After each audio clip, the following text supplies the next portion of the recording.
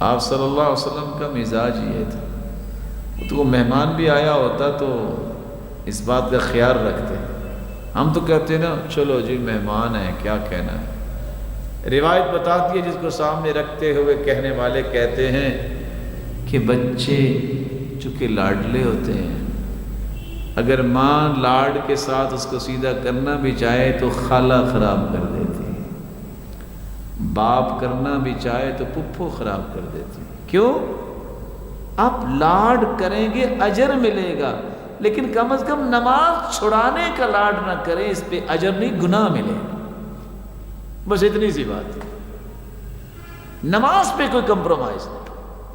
عبداللہ بن عباس بچے ہیں، سیدہ میمونہ خالہ ہیں، سیدہ میمونہ رضی اللہ تعالیٰ عنہ یہ خالہ ہیں عبداللہ بن عباس رضی اللہ تعالیٰ.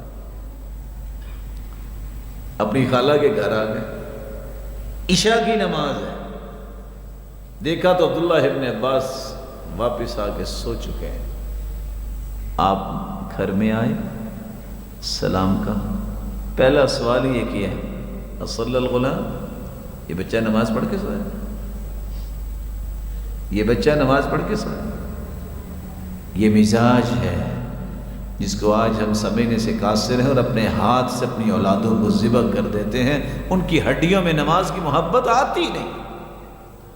یہ اللہ کے رسول کا اخلاق ہے.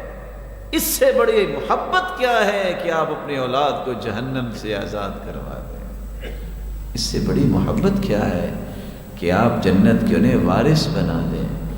آپ کی آنکھ کھلی، آپ صرف اتنا کہہ دیں سبحان اللہ والحمد للہ ولا الہ الا اللہ واللہ اکبر ولا حول ولا قوت الا باللہ.